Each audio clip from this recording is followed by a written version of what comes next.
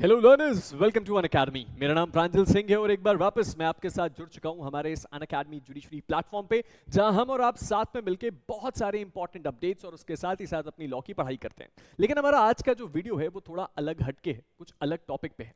आपने मेरे पीछे की ये जो तस्वीरें हैं उसको बीते कुछ दिनों में जरूर देखा होगा। हमारे देश की सोशल मीडिया में, यूट्यूब पे, टेलीग्राम में, न्यूज़पेपर्स में, न्यूज़ चैनल्स में, हर जगह इन तस्वीरों की चर्चा चल रही है और इस तस्वीर में जो स्टूडेंट है उसकी चर्चा चल रही है। मैं बात कर रहा हूं शर्मिष्ठा की। ये एक 4th ईयर लॉ स्टूडेंट है जिसके जुड़ी हुई एक कंट्रोवर्सी इस वक्त हमारे पूरे देश में फैली हुई है, और ना सिर्फ हमारे देश में मीडिया और प्रेस बल्कि हमारे देश की पॉलिटिक्स भी इसमें बहुत ही ज्यादा फ्रंट फुट पे आके पार्टिसिपेट कर रही है। तो चलिए समझते हैं आज के इस वीडियो में 3 इंपॉर्टेंट चीजें। सबसे पहले कि ये कंट्रोवर्सी क्या है, दूसरी क्या सच में यहां पे इनकी गलती है, प्राइमा फेसाई, और तीसरी सबसे इंपॉर्टेंट बात कि हमारे देश का कानून क्या कहता है। चलिए ध्यान से समझने की कोशिश करते हैं इस कंट्रोवर्सी के बारे में।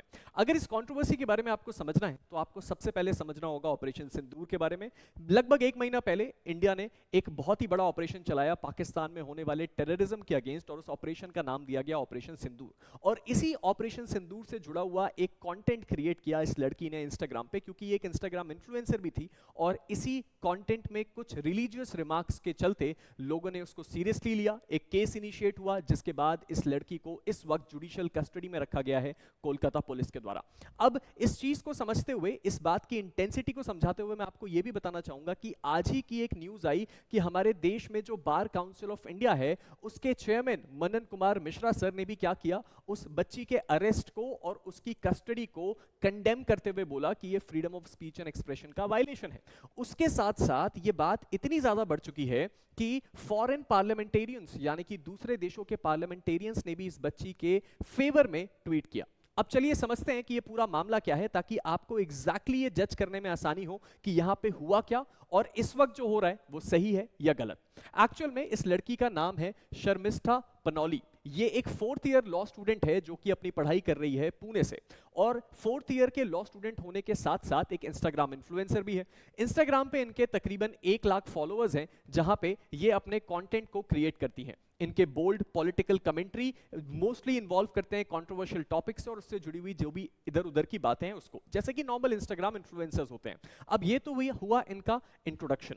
अब एक्चुअल में ऐसा क्या मुद्दा हो गया जिसके कारण इनको फाइनली अरेस्ट होना पड़ गया। एक्चुअल में बात है मई 14 की, याद है ऑपरेशन सिंदूर। मई 14 के दौरान इन्होंने एक वीडियो अपलोड किया जिसमें इन्होंने एक रिएक्ट किया एक यूजर के क्वेश्चन पे, यानी कि उनके इंस्टाग्राम के एक फॉलोअर ने उनसे एक सवाल पूछा जिस पे उन्होंने रिएक्ट किया, और ये जो यूजर है इसके बारे में ऐसा एलिज किया जा रहा है कि ये यूजर पाकिस्तान से था, और यहां पे इन्होंने इंडिया का जो मिलिट्री एक्शन हुआ था उसके ऊपर उन्होंने सवाल उठाए थे, जिसके जवाब में इन्होंने अपने कंटेंट में कुछ कमेंट्स पास किए। अब इस वीडियो में इन्होंने सबसे पहले तो क्रिटिसाइज किया बॉलीवुड के बड़ी बड़ी सेलिब्रिटीज और इन्फ्लुएंसर्स जैसे कि रणवीर अलाहाबादिया के लिए कि उन्होंने ऑपरेशन सिंदूर के फेवर में और पाकिस्तान के अगेंस्ट में कोई भी पब्लिक स्टेटमेंट पास नहीं किया। उसके साथ ही साथ उन्होंने कुछ अब्यूजिव लैंग्वेज का इस्तेमाल किया उस वीडियो में, कुछ कम्युनली चार्ज लैंग्वेज का भी इस्तेमाल किया, और उसके साथ ही साथ उन्होंने कुछ ऐसे रिमार्क्स पास किए जिसको अगर आप इंटरप्रेट करें तो आपको समझ में आएगा कि वो इस्लाम और प्रॉफिट मोहम्मद के जो सेंटिमेंट्स है उसको हर्ट करते हैं, और स्पेशली मुस्लिम कम्युनिटी को हर्ट करते हैं। अब इस कंट्रोवर्सी के चलते क्या हुआ सर, इस वीडियो को काफी हर्टफुल माना गया, इंसाइटिंग माना गया, और इस वीडियो को बाद में डिलीट करना पड़ा जो आपकी लॉ स्टूडेंट है उनके द्वारा, और उसके बाद उन्होंने एक अनकंडीशनल अपॉलॉजी भी दी, यानी कि उन्होंने इस बात को माना कि हाँ मुझसे गलती हुई, और उन्होंने माफी मांगी कि हाँ मैं ऐसा कंटेंट नहीं बनाना चाहिए था मुझे और मैं आगे भी नहीं बनाऊंगी। लेकिन ये बात यहां खत्म नहीं हुई। इसके बाद क्या होता है सर, इसके बाद जो है उनको अरेस्ट किया जाता है, उनके खिलाफ मल्टीपल एफआईआर्स होती हैं। इसमें से सबसे मेन पॉलिटिकल जो लीडर है उनकी फोटो मैंने यहाँ लगा दी है, जिन्होंने मेनली इस चीज को एडवोकेट किया था कि उनके द्वारा पास किया गया कमेंट और उनके द्वारा क्रिएट किया गया ये कंटेंट गलत है और सही नहीं है। उसके बाद उनके खिलाफ मल्टीपल एफआईआर हुई जो उनके ऊपर अलग अलग चार्जेस को फ्रेम करती थी, जैसे कि वो क्या कर रहे हैं सर, जो हमारे देश में अलग अलग ग्रुप्स हैं उनके बीच हीन भावना पैदा कर रहे हैं, जो रिलीजियस सेंटिमेंट्स हैं उनको हर्ट कर रहे हैं, और उसके साथ ही साथ अनरेस्ट की जो सिचुएशन है वो लोगों के बीच स्प्रेड आउट कर रहे हैं। ये एफआईआर फाइल हुई अलग अलग सेक्शन जो थे भारतीय न्याय संहिता के उसके अंतर्गत, और कोलकाता पुलिस ने कुछ और भी क्लेम्स किए। मैं आपको ये बता दूं कि इस वक्त जो इनका अरेस्ट हुआ है वो कोलकाता पुलिस ने ही किया है, कोलकाता में हुए एक एफआईआर के बेस पे। कोलकाता पुलिस ने बहुत सारी चीजें क्लेम करी, जैसे कि उन्होंने क्या किया, मल्टीपल टाइम जो नोटिस उनको सर्व किया गया था उसको इवेड किया, यानी कि उस नोटिस को मिस किया। उसके साथ ही साथ उनके खिलाफ एक वारंट भी इशू किया गया था अलीपुर कोर्ट के द्वारा, और उसके साथ ही साथ क्योंकि उन्होंने मल्टीपल नोटिस को मिस किया और वो क्या कर रही थी, अवॉइड कर रही थी पुलिस को, इसीलिए उनको अरेस्ट कर लिया गया गुड़गांव से मई 31, 2025 को, और 14 दिन की जुडिशियल कस्टडी जो कि जून 13 तक चलेगी, उनको इतने समय के लिए जेल भेज दिया गया। अब इस पूरी की पूरी chaotic सिचुएशन में जो सोशल मीडिया थी वो आउटबस्ट कर गई, और वो कुछ लोग उनके फेवर में और कुछ लोग उनके अगेंस्ट में बात करने लगे। अब इस सिचुएशन में जो लीगल प्रोसीडिंग चली उसके बारे में भी आपको ध्यान देना चाहिए। सबसे पहली चीज, उन्होंने अपनी बेल की प्ली लगाई थी जो कि कंप्लीटली रिजेक्ट कर दी गई। दूसरी इंपॉर्टेंट चीज, उनके लॉयर जो थे उन्होंने आर्ग्यू किया कि उनकी जो कस्टडी थी वो कंप्लीटली अननेसेसरी थी, क्योंकि as digital evidence has already been seized but the court disagreed. अब यहाँ पे जो पूरा का पूरा एविडेंस का बेस था वो तो उनका वीडियो था, वो वीडियो ऑलरेडी कोर्ट के पास है, यानी कि एविडेंस का मैनिपुलेशन हो नहीं सकता। और दूसरी इंपॉर्टेंट चीज कि वो कहीं भाग के देश से बाहर जा नहीं सकती। तो इस परिस्थिति में उनके लॉयर ने आर्ग्यू किया कि जब दोनों की दोनों सिचुएशन कोर्ट और पुलिस के फेवर में है, तो उस परिस्थिति में मेरे क्लाइंट का अरेस्ट किया जाना अननेसेसरी है। लेकिन कोर्ट ने उनके इस आर्ग्यूमेंट को रिजेक्ट किया। और पुलिस ने क्या बोला, पुलिस ने इस बात को मेंटेन किया कि सारे के सारे प्रोसीजर जो हैं वो लॉफुली हुए हैं और उनका अरेस्ट होना चाहिए। अब उनके ऊपर जो सेक्शंस, जो धाराएं लगी हैं उसके बारे में भी ध्यान दे लेते हैं। सबसे पहले 196(1)(a), ये क्या है सर, जो हमारे देश में अलग अलग ग्रुप्स हैं, अलग अलग कम्युनिटीज हैं, उनके बीच हीन भावना या दुश्मनी की भावना पैदा करना बेस्ड ऑन रिलीजन। दूसरा उनके ऊपर जो चार्ज लगा है वो लगा है रिलीजियस फीलिंग्स को हर्ट करना। तीसरा 352 लगा है जो क्या कहता है, ब्रीच ऑफ पीस को प्रमोट करना। और चौथा जो सेक्शन लगा है वो क्या लिखा है कि सर इंसाइटमेंट पैदा करना। किस चीज से सर, पब्लिक स्टेटमेंट को पास करके। ये मल्टीपल सेक्शंस उनके ऊपर लगे और उसके साथ साथ उनको ये बोला गया, ये बताया गया कि भाई आपका जो अरेस्ट है वो नेसेसरी है क्योंकि आपने एक सीरियस ऑफेंस कमिट किया है। अब इस परिस्थिति में जो ये बच्ची है, 4th ईयर की जो लॉ स्टूडेंट है, उसने क्या कहा उसकी बात को भी एक बार सुनना जरूरी है। सबसे पहले तो उन्होंने एक अनकंडीशनल अपॉलॉजी दी जो कि दी गई मई 15 को, और उसमें उन्होंने बोला कि मैं इस तरह की चीज कभी भी नहीं करना चाहती थी, मेरा कभी भी इंटेंशन नहीं था कि मैं किसी की फीलिंग्स को हर्ट करूं, और आगे से मैं इस बात को लेकर और भी ज्यादा चिंतित रहूंगी और भी ज्यादा सीरियस रहूंगी। और दूसरा स्टेटमेंट उन्होंने तब दिया जब उनका अरेस्ट हो गया था, तो उन्होंने रिपोर्टर से क्या कहा कि ये कंप्लीट हरासमेंट है in the name of democracy. और इस चीज के चलते ये पूरी की पूरी सोशल मीडिया में वायरल हो गया। पॉलिटिकल रिएक्शंस क्या है, सबसे पहला रिएक्शन, ये पॉलिटिकल नहीं लेकिन बहुत ही इंपॉर्टेंट रिएक्शन है, वो है बार काउंसिल ऑफ इंडिया की तरफ से। बार काउंसिल ऑफ इंडिया के चेयरमैन, जैसा मैंने पहले आपको फोटो में दिखाया, उन्होंने स्ट्रिक्टली इस बात को कंडेम किया। उसके साथ ही साथ बहुत सारे जो बीजेपी पार्टी के लीडर्स हैं उन्होंने भी इस बात को प्रमोट किया कि इनका अरेस्ट किया जाना गलत है। और उसके साथ ही साथ ये बोला गया कि ये जो एक्शन है काफी सेलेक्टिव है वेस्ट बंगाल गवर्नमेंट के द्वारा। और उसके साथ ही साथ जो कुछ ऑपोजिशन की वॉइसेस हैं, यानी कि जो नॉर्मली पॉलिटिक्स में चलता है, हमने एग्जैक्टली वही होते हुए देखा। अब अगर इस चीज को हम कंक्लूड करके देखें तो जो सबसे इंपॉर्टेंट पॉइंट है जिसके बारे में हमें डिस्कशन करना है वो क्या है सर, वो मैं आपको बताता हूं। हमें बेसिकली बस ये समझना है कि ये जो 4th ईयर लॉ स्टूडेंट है, क्या उसने जो किया वो सही था या गलत, और दूसरा जो उसके खिलाफ ये एक्शन लिया गया वो सही था या गलत। इसका दो बड़े सिंपल जवाब है। सबसे पहला, जो उन्होंने किया उसको आपको कंडेम करना पड़ेगा। क्यों? क्योंकि वो अप टू एन एक्सटेंट था ऐसी चीज जो आपके लोगों के सेंटिमेंट्स है उसको हर्ट कर सकता है, और ये मैटर सब जुडिस है, तो इसके मामले में कोर्ट फैसला लेगी।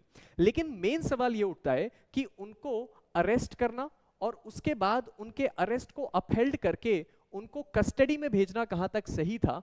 तो ये एक डिबेट का पॉइंट हो सकता है, एक लीगल आर्गुमेंट का पॉइंट हो सकता है। क्योंकि नॉर्मली हमने ये बात देखी है कि किसी व्यक्ति को कस्टडी में तब रखा जाता है जब हम ये कहते हैं कि एक व्यक्ति ने इन्वेस्टिगेशन में कोई प्रॉब्लम ना क्रिएट करे, यानी कि वो जो व्यक्ति है अगर इन्वेस्टिगेशन के प्रोसेस में कोई दिक्कत पैदा कर सकता है तो हम उसको कस्टडी में रखना प्रेफर करते हैं।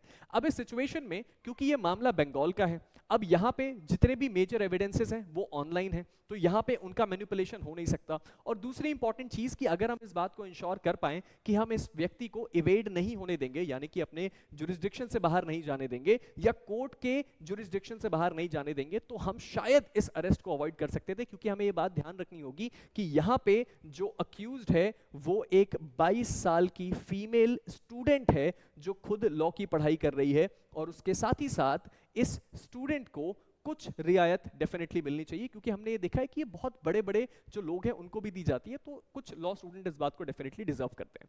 तो ये पूरा मामला था। आपको इस मामले में क्या लगता है आप नीचे कमेंट सेक्शन में जरूर बताइएगा। आपका क्या ओपिनियन है और आपका क्या स्टैंड है इस पर्टिकुलर इशू में, वो डेफिनेटली बहुत मैटर करता है। आगे इस बारे में जो भी अपडेट होगा हम आपको डेफिनेटली अपडेट करेंगे, बट डेफिनेटली ये लीगल स्टूडेंट्स के लिए और हमारे देश की नॉर्मल पब्लिक के लिए भी बहुत इंपॉर्टेंट केस है। चलिए तो आज के इस वीडियो को खत्म करते हैं। खत्म करने से पहले अगर अभी तक आपने मेरे टेलीग्राम को फॉलो नहीं किया है तो प्रांजल सिंह अनअकैडमी उसको फॉलो कर लीजिए। यहाँ पे आपको सारे इंपॉर्टेंट लीगल अपडेट्स और उसके साथ ही साथ मेरी क्लासेस की पीडीएफ भी मिलती है।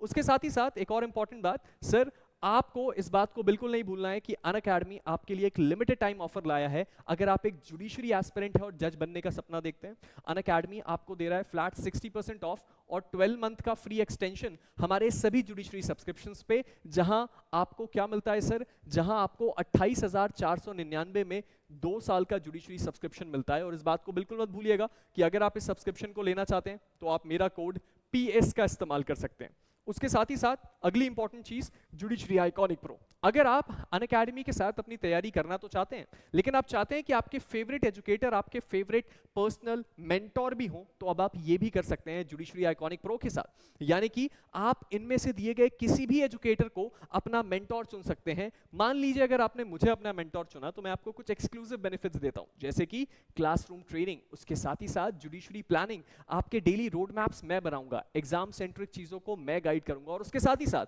आपको प्रैक्टिस कहां करनी है ये भी मैं आपको बताऊंगा, गाइड करूंगा, और उसके साथ ही साथ जुडिशरी के साथ साथ जो दूसरे लॉ एग्जाम्स हैं उसके लिए भी गाइड करूंगा। तो अगर आप आइकॉनिक प्रो को अवेल करना चाहते हैं तो उसका लिंक नीचे है।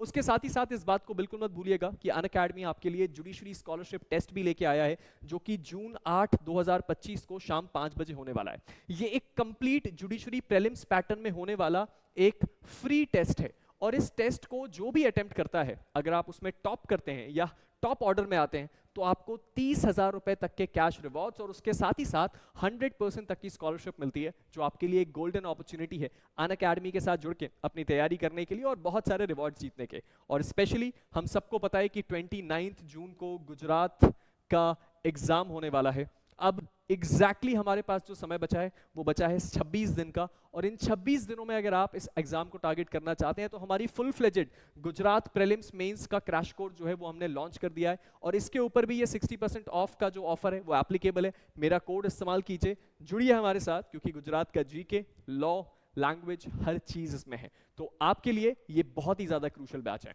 मिलते हैं एक नए वीडियो के साथ, तब तक के लिए stay motivated and keep learning. Thank you.